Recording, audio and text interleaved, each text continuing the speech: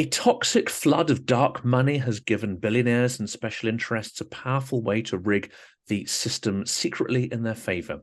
These are the words of Senator Sheldon Whitehouse ahead of debate in the US Congress around the Spending in Elections Disclose Act. But this phrase could equally be applied to the UK, where Russian oligarchs and dark money interests have been able to cleanse their ill-gotten gains for decades through the London financial laundromat. Londongrad is the phrase coined to describe the high presence of Russians in the United Kingdom, especially in reference to Russian money in London, permeating its service sector and securing political influence. Welcome to Silicon Curtain. All our content is available on popular podcasting platforms like Spotify and Apple Podcast. Please like and subscribe to help new people find our fantastic speakers. And if you enjoy the content, do please consider supporting us by becoming a patron. We'll be adding exclusive content there, such as chats and FAQs and extended conversations with our amazing guests. Oliver Burrow is a journalist at The Guardian, GQ, BBC, etc. He writes about financial crime, kleptocracy, and offshore shenanigans, as he calls them. He is best known for his books Let Our Fame Be Great, which was nominated for the Orwell Prize and is set in the Caucasus Mountains, and The Last Man in Russia, nominated for the Dolman Prize and which won the Overseas Press Club's Cornelius Ryan Award. In later books, Oliver has focused on financial crime, Moneyland, Why Thieves and Crooks Now Rule the World and How to Take It Back, Butler to the World, How Britain Helps the World's Worst People Launder Money, Commit Crimes, and Get Away with Anything. Today, we'll be combining his twin passions by looking at how Londongrad became the world's laundromat for corrupt oligarchs to cleanse their money and attain respectability, influence, and privilege in the West. Oliver, do excuse that incredibly long intro. It could have been longer if I listed all your achievements, but I hope I got that right. No, it all sounded great to me. Fantastic. Well, for those, and there may be some watching this channel who don't quite know what Londongrad is, could you help sort of describe it as a concept and how, what role did it play in greasing the wheels of the Kremlin kleptocracy over the last couple of decades? Yeah, I'm not sure who first came up with the term Londongrad.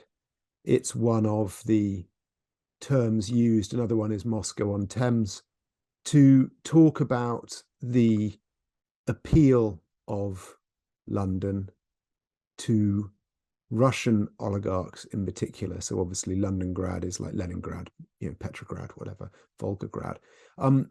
It's a catchy term and it has quite reasonably, passed into sort of popular usage. And as such, it's a lot of fun and it's a lot of help as a shorthand for this problem of the role that the British capital plays as the big money laundering center for questionable wealth from the former Soviet Union. I do have my slight problems with it because it stresses the role London plays in laundering money from the former Soviet Union, when actually London is not nearly so specialized in the service it offers. It's not just laundering money from Eastern Europe or the former Soviet Union, but launders money from absolutely anywhere. In fact, to be honest, the money from Russia or Eastern Europe is a relatively small subset of the money that pours through the city of London every day. So, it's obviously quite witty, it's catchy, but it sort of only really describes a fraction of the problem, which is this huge problem of London as the world's leading mover, hider, and recipient of stolen cash from absolutely everywhere. And of course, the phrase Londongrad was vaguely amusing, I guess, back in the day, but with the invasion last year, it's become a lot more sinister, hasn't it? And some people might have the impression that actually in the wake of the invasion and the Western sanctions and Boris's conversion into dare I say it, his wartime Churchillian sort of moral quest that he's been on, we might be under the impression that actually all these problems have gone away and that the London laundromat has cleaned up its act. Is that the case, or is it very far from being the case?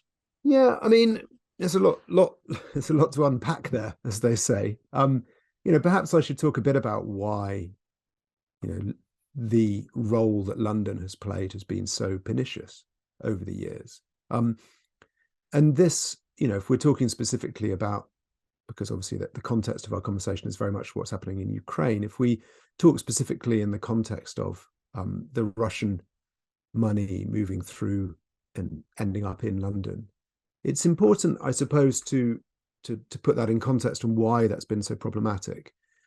When communism ended in Russia in 1991, a reforming government came to power.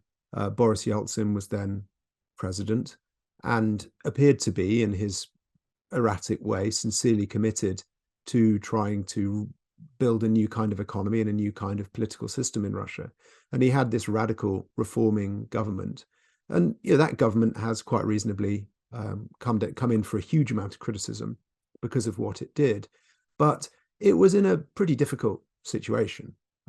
Russia was newly independent. It had a currency that it shared with all of its neighbors. It had an economy that was on its knees. It was facing, severe sort of separatist tension in many different regions. It didn't really have any way of picking itself up. But the particular concern of the government at the time was, how do you prevent the communists coming back to power at the next election? What do they do to try and establish democracy irreversibly and immovably? And they had a plan. You may criticize it as a plan, but it was a plan and it was coherent. And the plan was essentially to use private property as the tool to build democracy in Russia. And the plan, loosely speaking, went a bit like this. And I'm very much sort of borrowing this framing from Krista Freeland in her book, Sale of the Century. And that idea was to essentially get as much state property out the door as possible, just to sell it, to give it away, really. Most state assets were worth nothing. The factories were producing stuff that no one wanted. So if they could establish a class of private property owners, those private property owners would then demand protection for their property from the courts to prevent it being taken away from them. And so if there were people demanding courts to protect their property, then they would demand laws in those courts that would also protect their property. And then they would demand that those laws would be created in a fair manner, which would require a functioning legislature, and that a legislature would be selected in a fair manner, which required functioning elections. And that would then require all of the sort of paraphernalia around elections. So in this way, there is a logical chain which you can follow, which leads from rapid privatization to free and fair elections. You can argue with it, but you can see the logic. Now, the privatization process was going to be rapid. It had to be rapid if they were going to prevent the return of the communists. And that meant it was going to be flawed.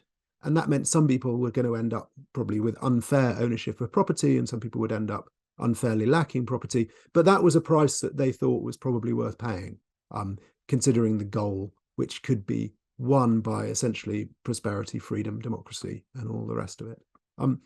Now, the problem with this plan is that it never had the chance of being implemented. And the reason it didn't have the chance of being implemented is that the winners from the very early privatization auctions, the people who got very rich in the early 1990s, essentially managed to short circuit the plan. They did an end run around this entire apparatus by taking their money out of Russia and putting it in London. So they didn't need rule of law in Russia.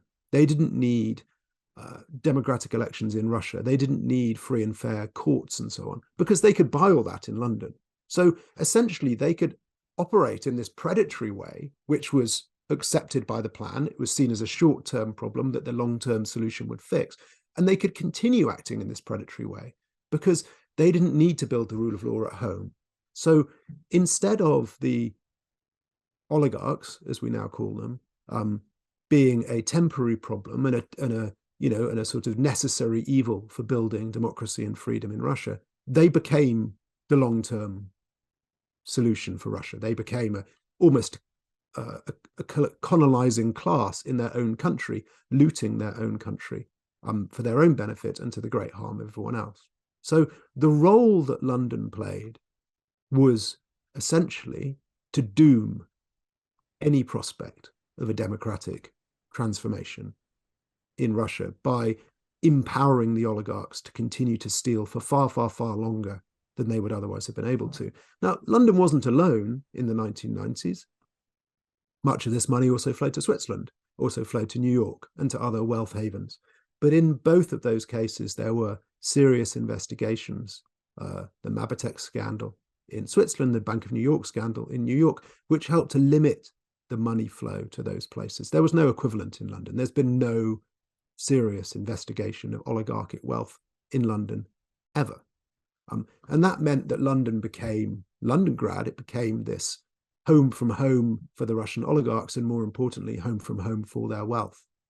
And this has created in Russia, sorry, this is a long answer to a very short question, but this has created in Russia a form of political economy which is unique among large countries, where more than half of national wealth, and I'm sourcing that to Gabriel Zucman and the work that he's done at the University of California to try and analyze the volumes of wealth held offshore, more than half of Russian national wealth is outside of Russia. No other country even comes close to that. The equivalent for European countries is about 10%.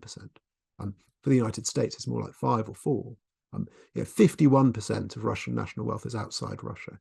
And that is essentially, I mean, it's incredibly limiting for any government in Russia, even if there was a democratic government in Russia. Let's pretend a democratic politician came to power and created a fair political and economic system in Russia. They would have access to only half of the country's national wealth in terms of as a tax base.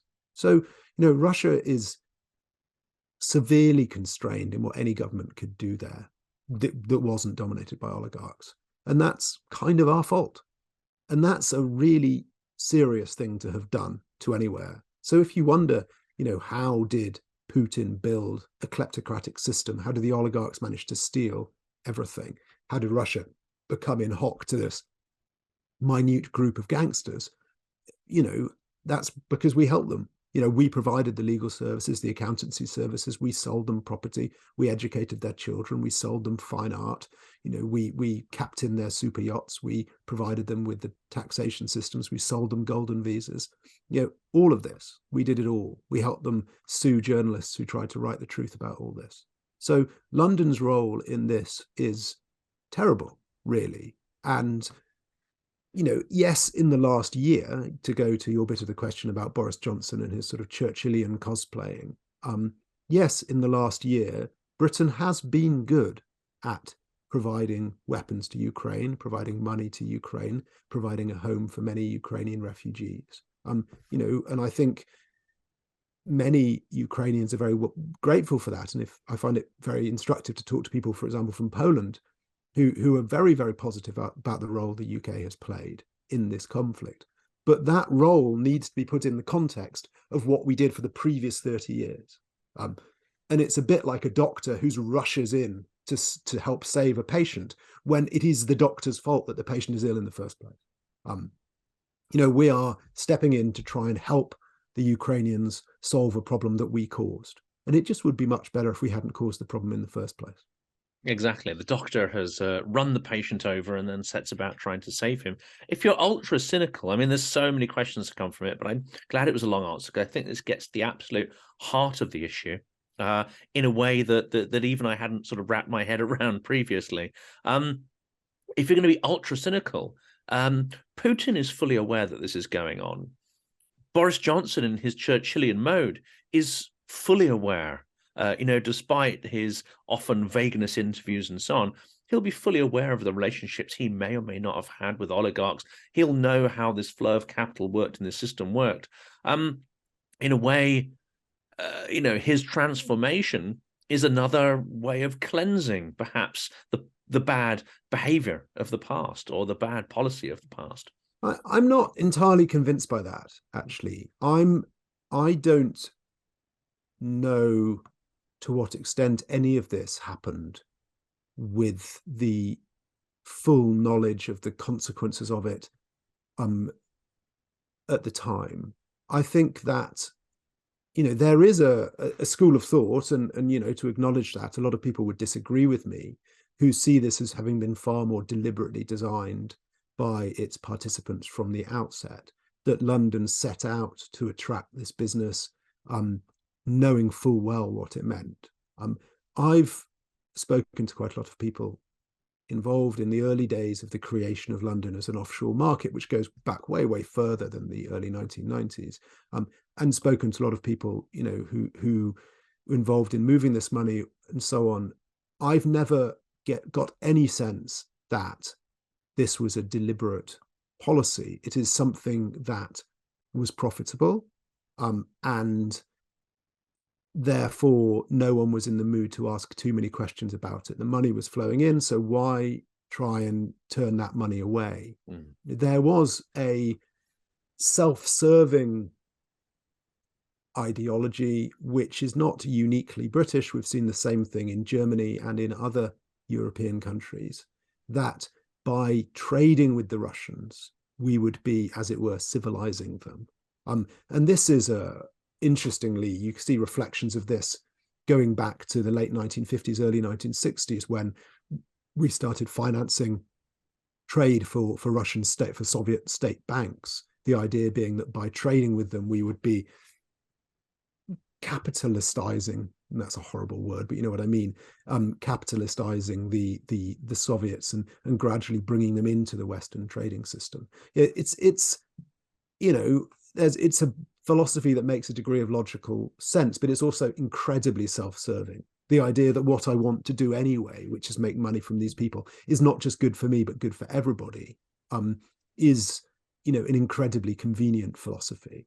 And we see this, but we see it being deployed far, far, far later than it should have been. After the 2010 general election in the UK, when David Cameron was prime minister as head of the coalition government with the Liberal Democrats, he made trade visits to Moscow to attract Russian money, and talked about how, by doing business with them, we would be, bringing them into the Western system. This is 4 years after the murder of Alexander Litvinenko in London. A man who'd come here as a refugee, who was helping our security services to investigate Russian organized crime, who was murdered in a London. Well, he was administered the poison in a hotel in central London, poison being possibly the most deadly substance known to man, splashed around with incredible carelessness. And that was known to the security services. It was an interesting, an aside in a column written by Gordon Brown just last week, that the security services were telling them that Putin himself had given, the instructions for that murder to be done. I'd never heard anyone say that from at such a high level before. But if the government ministers knew that that Putin himself had given instructions for that murder, and then even so, years later, ministers are going to Moscow to attract business. It shows a degree of complacency that is bordering on complicity. I mean, either they don't understand the nature of the regime and the vertical power structure, which implies that a decision that big, based on something that is going to create, such a furore around the world, the vertical system implies that that cannot be done. That decision cannot be made without someone at the top, doing that. I can understand why sort of diplomats and politicians would be perhaps cagey about sort of putting that out there so directly. But they went further, didn't they? I mean, they a full investigation into the matter and a full public inquiry did not happen. And there's been various efforts to try and sort of hush up these sort of aggressive incidents, as you say, potentially in favor of sort of trade relations and diplomatic relations. I mean, that's all done now, I would hope, or I would assume, because Russian aggression is so much more overt. But to come back to your previous point around how this system of money flow suited the UK, we didn't build it for oligarchs alone. As you say, Russian oligarch money was not necessarily the largest component. It's a system that actually has benefited many kleptocratic elites around the world. Yeah, so it's actually the subject of my most recent book. Butler to the world, and to a certain extent also of Moneyland, the book that came before that, although that isn't so UK focused, is the decisions and non-decisions that were made that created this system in the City of London back in the 1950s, really. It is a post-imperial story. This is, the City of London was the engine of the British Empire. I think there is actually an argument that could be made that actually it wasn't the British Empire at all, it was the City of London's empire. If you look at the great empire building companies, the East India Company, the Hudson's Bay Company, the Royal Africa Company that traded so many slaves across the Atlantic and so on. These are all City of London companies, yes, with a royal charter, but still they're private companies engaging in trade. And they happened to conquer large chunks of the world, which ended up being ruled by the British Crown. But that wasn't what they set out to do. They set out to make money. But by the 1950s, much of the empire had gone its own way. In India, Pakistan, Bangladesh, independent. Much of Africa is moving towards being independent, and so on. And the City of London is moribund. A lot of it is bombed out because of the Second World War, and also because of the severe restrictions put on capital movements by the post-war Bretton Woods system. It didn't really have very much to do. But there was this astonishing alliance that formed between the Soviet Union and specifically its state bank, the Moskovsky Narodny Bank, which was based in London, and the Midland Bank, a UK, what you'd now call a challenger bank, a relatively small high street operator. The Midland Bank wanted money, it needed deposits, but it couldn't attract them because it was so small. The Moskovsky Narodny Bank wanted somewhere to put its dollars. It didn't want to keep them in New York because it was worried they could be confiscated by the United States. So this is in the mid-1950s. The Moskovsky Narodny Bank decided to bank its dollars in London and lent them to the Midland Bank. And both banks thereby made this astonishing discovery, which was that if you used dollars in London, then all the restrictions on money imposed at the end of the Second World War, just a decade or so earlier, 11 years earlier, all those restrictions disappeared. It turned out that the restrictions in London only applied to pounds, and the restrictions on dollars only applied in the United States. And by banking with dollars in the City of London, you could charge whatever interest rate you liked. You could move the money wherever you liked. You could, keep whatever fractional reserves you liked. It was incredibly profitable, almost infinitely profitable.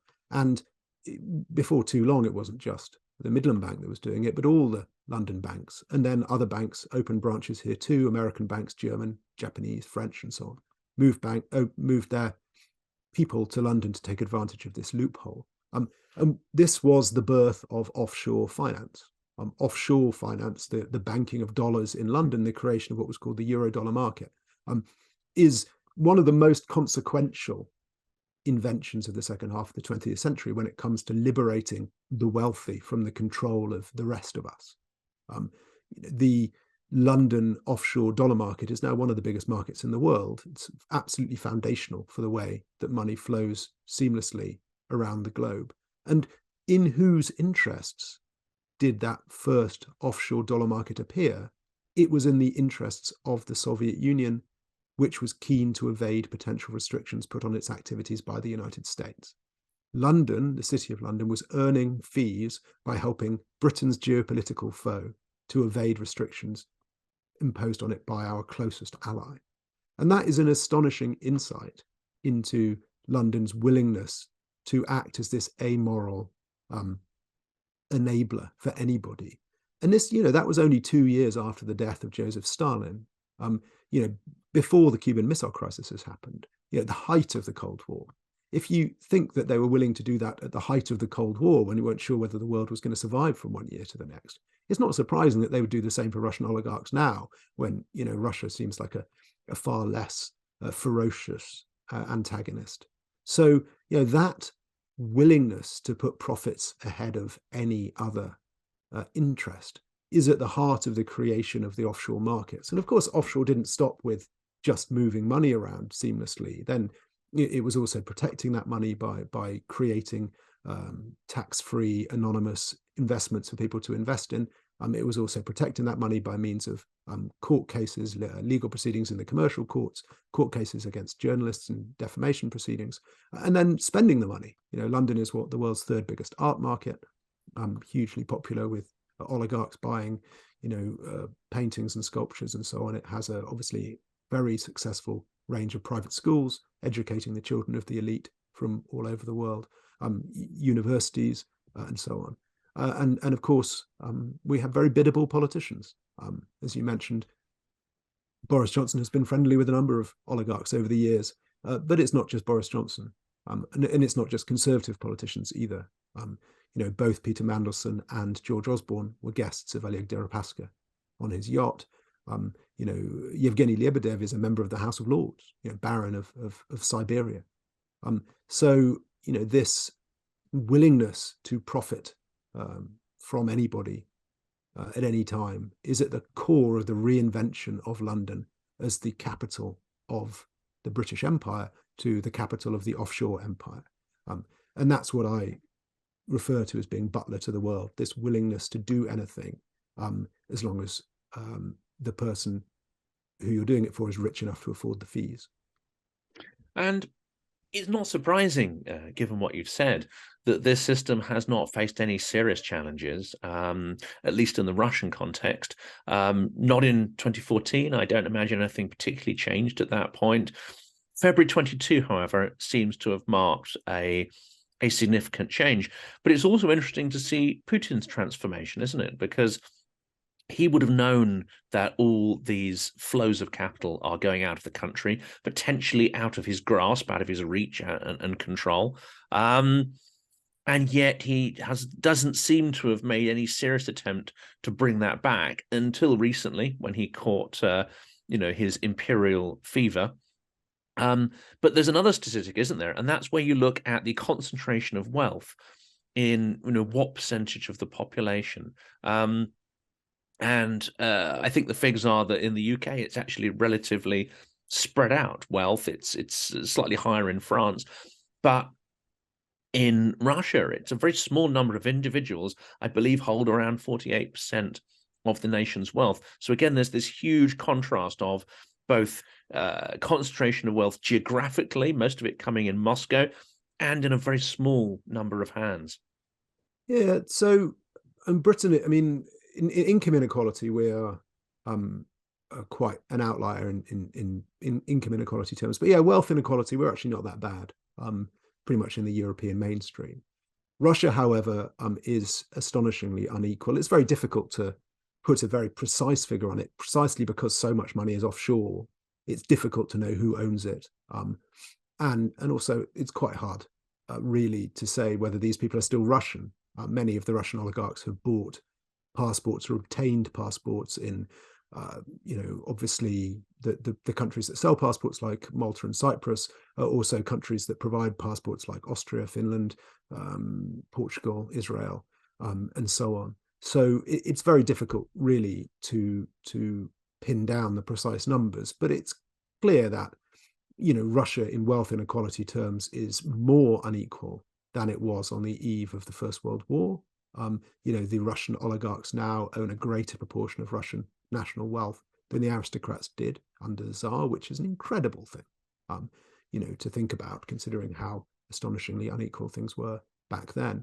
And the situation is obviously an interesting one from Putin's perspective. Many of these people are his friends.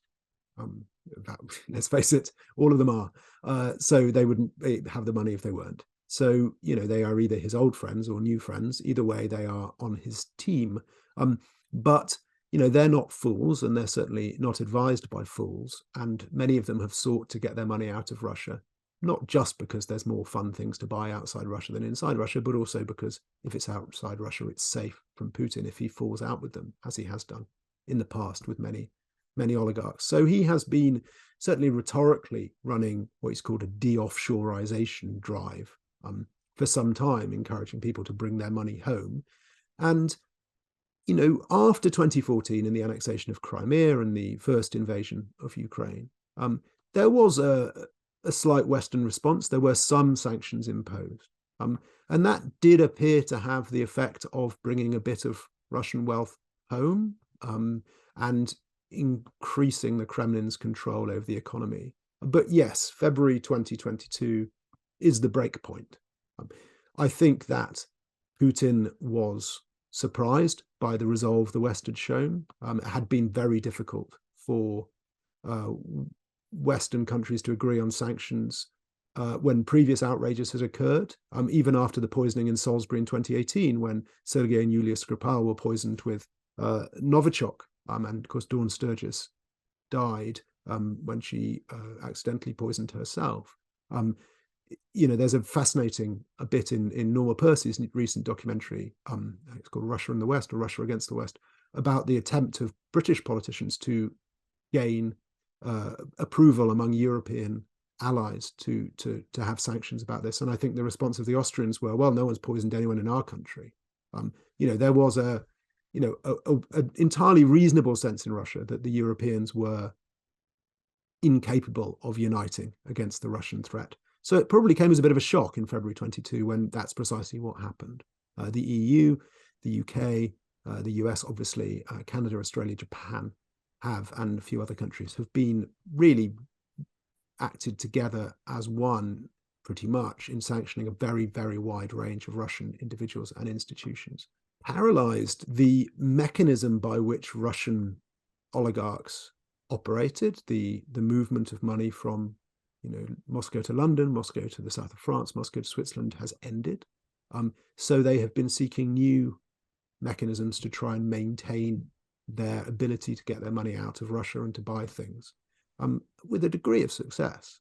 Turkey has stepped in, a lot of money has moved to Turkey, and of course Dubai, which has a perpetual role in helping Russians get their money out of, or get lots of corrupt people to get their money out of their home countries. So it's not all over for the Russian oligarchs, but the calculation based on Londongrad, which was everyone's, Russians' favorite destination for their money, that is ended. But that is ended because of sanctions, and the sanctions have been imposed as a foreign policy tool to show our disapproval of the Russians. There has not really been in the UK, or indeed any other European country, an adequate law enforcement response to the war in Ukraine. There's been very little investigation of the origins of the wealth that's been frozen, very little seizing of wealth. I think what wealth there has been seized in under British jurisdiction was in Gibraltar, and that was not seized because it was corrupt. It was seized because the guy had a big debt to an American bank. There's been a bit of work done in the US, a bit done in Canada, but really very little in this country. And that is a result of one of the great plus points of Londongrad to oligarchs over the years, which is we have these disastrously underfunded law enforcement agencies who have been incapable of, bringing a serious investigation simply because they lack the people and the money and the just general willpower to do anything about the oligarchs. I say the willpower, political willpower, is not necessarily there to either back them up with funding or with the support that would be required. Yeah, I mean, even going back to the Tony Blair government, there was a big serious fraud office investigation into corrupt connections between the arms company BAE Systems and the ruling elite in Saudi Arabia. Obviously, we're not talking about Russia, but still, it's not a dissimilar setup over there. That investigation was stopped. There was an intervention by the government to stop that on national security grounds. If you do that to an investigation, that is profoundly demoralizing for investigators. Why should they bother spending years of their lives digging up material to try and bring an investigation if it's going to be stopped by the government?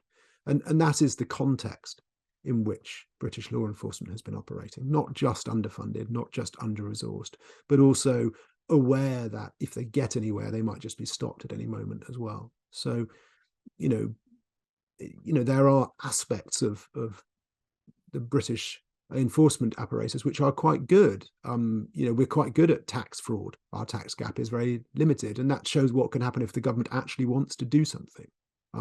But the government has had no interest in tackling kleptocracy or financial crime.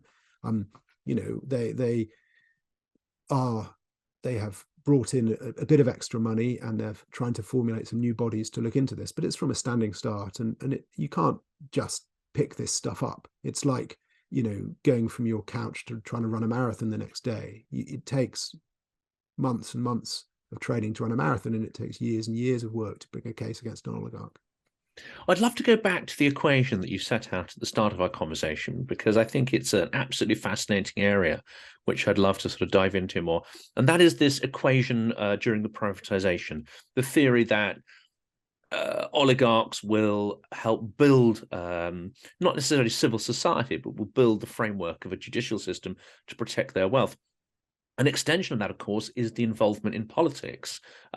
You would need to be involved in politics in order to construct that judicial system, and then to ensure that it doesn't get corrupted in favor of another oligarch. Because what every Russian understands instinctively, every oligarch especially so, is that if you stole the money, somebody else could just as easily steal it back from you. And I think anyone who hasn't read books by Bill Browder doesn't really have a sense of how that can happen in Russia. You fall out of favor and everything will be gone. They can take everything away from you, including your life, and they can just hand it to somebody else who perhaps is more compliant. But by being able to move into a Western jurisdiction, they didn't necessarily get involved in politics in the West or in London. They didn't need to, but they're able to move the money into a jurisdiction that had rule of law and had, a reasonably robust judicial system. It also meant they had no need to get involved in politics in any way. And of course, that suited Putin, because one of his key things was to say, fine, make your money, loot the country any way you like, just leave politics to me. So that's the other side of this Londongrad equation, is on the Russian side, a complete political apathy, and in fact, an extremely aggressive attempt to prevent politics from emerging, especially when you compare that to Ukraine. And the 30 years of Ukrainian history is all about political confrontations, revolutions, this constant gas in a tight space push to try and move forward and tackle issues and problems.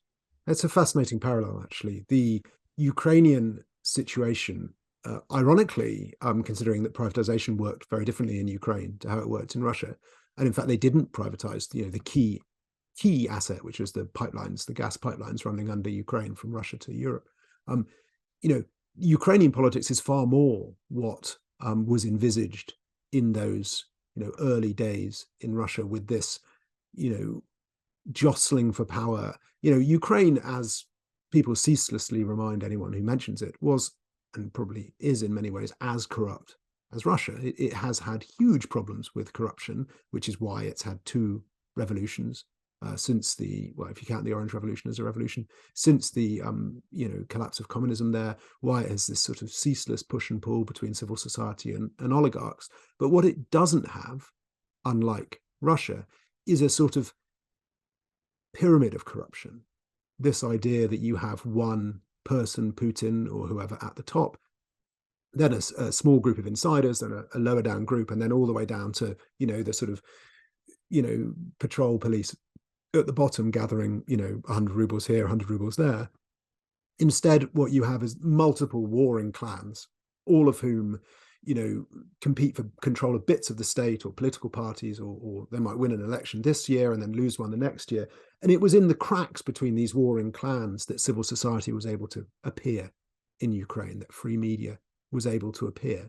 And this, there are obviously many differences between the history of Ukraine, or bits of Ukraine, than Russia, but not as much as is often said. I mean, obviously their language is different, but they have been part of the same state mostly for the last several hundred years. Certainly most of Ukraine has been. And it is really in this, the development of a pluralistic form of corruption, which sounds absurd, but is still what developed in Ukraine, that Ukraine was able to build this incredibly vibrant, powerful, horizontally organized society, which is very different to this vertically organized Russian society. And I think this is probably what Putin failed to understand. I lived in Moscow for many years, working as a journalist, and occasionally I would be sent to Ukraine to cover a story in Kiev or Odessa or Donetsk or wherever. and I would see Ukraine through Russian eyes simply because I lived in Moscow. I spoke Russian. I absorbed information about Ukraine from Russian media sources. And it took me a very long time to unlearn what I'd learned in Russia because the Russians totally misunderstood what was happening in Ukraine. They felt that Ukraine was just a smaller version of Russia, whereas actually it was far more similar to perhaps what's happening in Bulgaria or Romania in terms of a place that definitely wasn't perfect, had very severe problems with corruption, but was developing its own model of a very European civil society, very active, very vibrant. And I think that's been the salvation of Ukraine, actually, the fact that when the government let it down, which, let's be honest, it has multiple occasions, society stepped in and made sure that the army was supplied and fed, made sure that, the sort of the borders were secured. And a lot of that was done on people's private initiative. And that's an astonishing thing. There's no equivalent to that in Russia at all. It's an absolutely fascinating process. And I wonder how far Putin is conscious of those differences, because listening to his rhetoric, listening to the sort of genocidal imperial rhetoric that comes out of both him, his elite, and his propagandists, it would seem that they still don't understand that there are those significant differences within the way society is organized. And yet, one of the reasons I feel for the Ukrainian war is not NATO encroachment, is not, this or that, or Western aggression, but fundamentally this idea that there is a Ukraine who has found some solutions or is innovating solutions as a post-Soviet society for many of the issues around sort of, corruption, nepotism, etc. And the war is because of the fear that this progress could be re-imported back into Russia.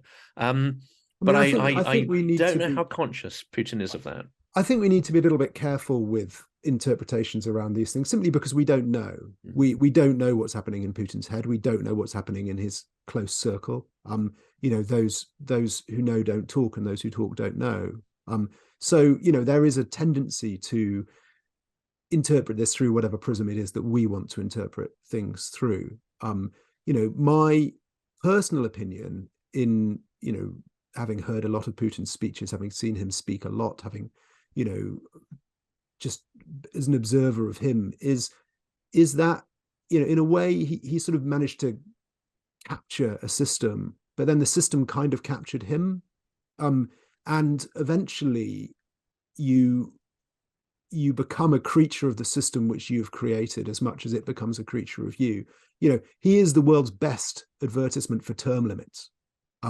If he had ended in 2008 and stepped down, and I think that despite what he did in Georgia, or well, actually that was later, but despite what he did in Chechnya, despite the murder of Alexander Litvinenko, I think broadly speaking, he would probably have gone down in history as a positive thing. He was lucky with oil prices, he was lucky with lots of things, but he transformed Russia in ways that were remarkable.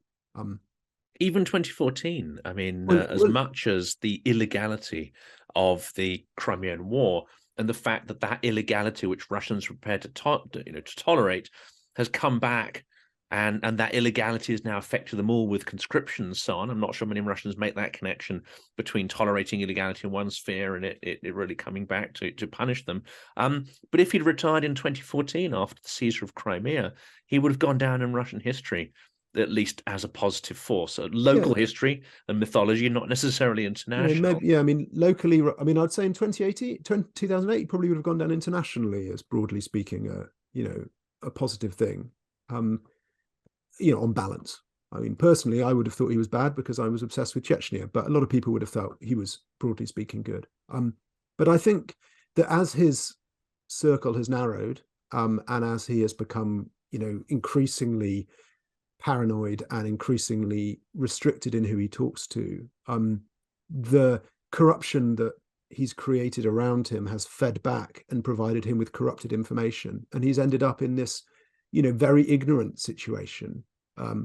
And like you say, the oligarchs have not felt the need to engage in political activities because there's nothing at stake for them.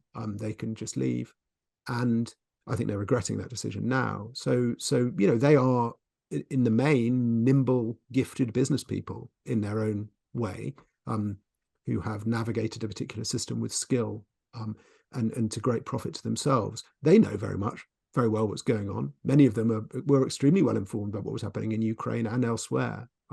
They probably regret not having told Putin, but it's too late now. He wouldn't listen to them because he feels he knows best, and he has this bizarre viewpoint about Russia and Ukraine being one nation, the Belarusians and everything, which have very strong echoes of sort of pan-Slavist ideology from the 19th century.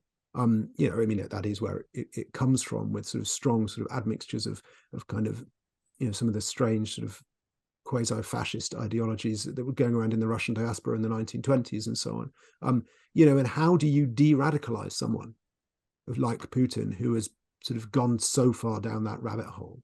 I don't think you do, to be honest. I think that's, he is where he is, and the only solution now is for him to lose, and sadly that will involve tens of thousands of young men's lives before that can happen, because of the system that he was able to create, the system that the oligarchs allowed him to create, and therefore the system that we in the UK allowed the oligarchs to create. They could not have done it without our help. And that is a serious thing that we need to recognize. It's a serious charge that we need to level at ourselves and try and address, because even though since February 2022, the situation for Russian oligarchs has changed drastically in and around London. Londongrad is no more in that regard. They still own the property, but they can't really do anything with it. All the other kleptocrats from all the other countries are still bringing their wealth here uninterrupted. Chinese wealth, Malaysian wealth, Nigerian, Egyptian, whatever you name it. It flows here uninterruptedly. And so who knows where the next crisis will be? But if there's another crisis in 5 or 10 years' time, and we sit up and look and go, oh no, look what system we allowed them to create. How much worse is that if we've realized the harm we've done to Russia and Ukraine by allowing the oligarchs to keep their money here, and therefore allowing them to build this corrupted and terrible system in Russia? If we don't recognize that this terrible harm we're doing to other places as well. This is an opportunity for us to examine what we've done, to change the systems that have allowed it to happen, and to make sure it never happens again.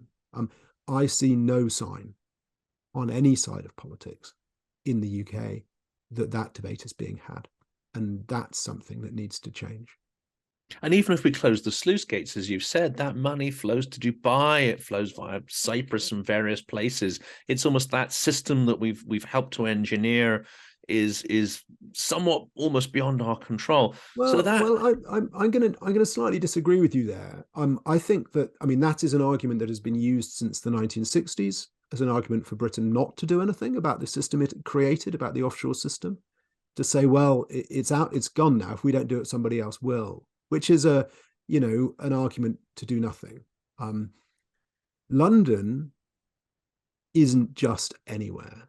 London as an offshore market is unrivaled, not because of any one thing that it does. You can gain excellent private school education for your children in Switzerland. You can gain, opaque corporate structures in Dubai. You can, little bits of what London does, you can do in other places, but everything together in one place. The combination of a world-class financial system, a world-class legal system, a very generous tax system, a astonishing private school system, a huge art and luxury goods market, all of those things together, coupled with a network of tax havens, that is unrivaled. No one else comes close to being able to do that.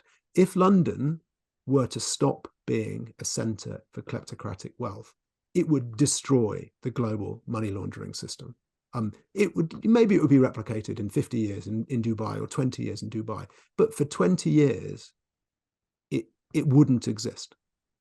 And that is an astonishing thing that we could do. Yes, maybe it would be better if we never did it in the first place, but you can only start from where you are. And we could make a huge difference to the most vulnerable countries in the world, helping the most vulnerable people in the world to establish, control over their own affairs, to give them dignity in their own lives. We have that opportunity because we could stop the worst people in the world, as it says in the title of my book, from laundering their money in this country. And if they couldn't launder it here, there is nowhere else they could do it. And that's a goal worth fighting for. Now, my last question is more of a forward-looking one, and it comes back to the connection you made earlier. And I think this is, this can be applied to Russia, but equally it could be applied to anywhere. And as we see sort of oligarchic influence over, say, American politics and the donation system, as we see oligarch control over the media assets within the UK, can we make a connection to say that oligarchy intrinsically is a corrosive and corrupting influence on political institutions, or can be, but the way to fight it is actually to distribute wealth more widely and create a strong sort of middle class, sort of SME type economy, who are much more likely to not offshore their money, much more likely to try and create political institutions, judicial institutions and frameworks in their own countries to protect their much more sort of meager assets. But the benefit is there could be a lot of middle class people, and that's a sort of force in numbers. So I know there's a lot of concentration on politics, on Navalny, on individuals, etc. But what should we really be doing with Russia is potentially encouraging the development of a middle class and better distribution of wealth. Yeah, I mean, I think, what should we be doing with Russia right now? We should be arming the Ukrainians far more than we are. We should be supporting the Ukrainians. We should be confiscating Russian state wealth, investigating Russian oligarch wealth. And, that's our primary priority right now. But a secondary priority has to be to make sure this doesn't happen again, that we don't, accidentally create, a aggressive kleptocratic system that could threaten its neighbors and the peace of the world. There is at the core of this, there is that great, terrible equation in Thomas Piketty's book, that R is greater than G, that the rate of return on capital is greater than the growth rate of the economy. And it is historically, over time, the rich get richer and everyone else gets poorer. That seems to be, according to his analysis, a constant of the human condition. But economics is not maths. You don't have to agree to it. The reason why R has been greater than G over centuries is because the rich have been able to capture politics and make sure that governments have helped them to get richer, have made sure the economies work in their way. We don't have to agree to that. We can fight back against that and create, as you say, a system which is designed for the many and not the few. And that's something that in the UK, with our huge financial system, that we have a lot of power over. If we adequately resource our law enforcement agencies, then kleptocrats who try and bring their money here, we can confiscate that money and return it to the people it was stolen from. We can prevent that crime from happening, and that gives us a huge amount of power. There aren't many things Britain is world leading at anymore, but laundering money is a real top-class UK industry. If we turned the City of London round and stopped it being part of the problem and made it part of the solution, then we would help to, allow those sort of prosperous middle classes to grow up, to help spread democracy all over the world. And, while I'm dreaming, I'd like a pony, but it would be great, right? Wouldn't it be great? It would. And both of us have spent time in Russia, and at one point must have dreamed or hoped that it would become much more of that sort of pluralistic society, able to sort of tap the energies and imaginations of its people and be kind to its neighbours. And the current situation is a deep tragedy, which we should do everything possible to resolve and prevent happening in the future. It's been a huge pleasure speaking to you, Oliver. I know we're out of time. I thoroughly encourage people to read your incredible books. Last Man in Russia is something I've been through several times, which is why it's a special privilege to speak to you today. I hope people get a lot out of this. Do buy the books, and thank you so much for your precious time. Thank you very much for having me on the show. It's been a real pleasure talking to you.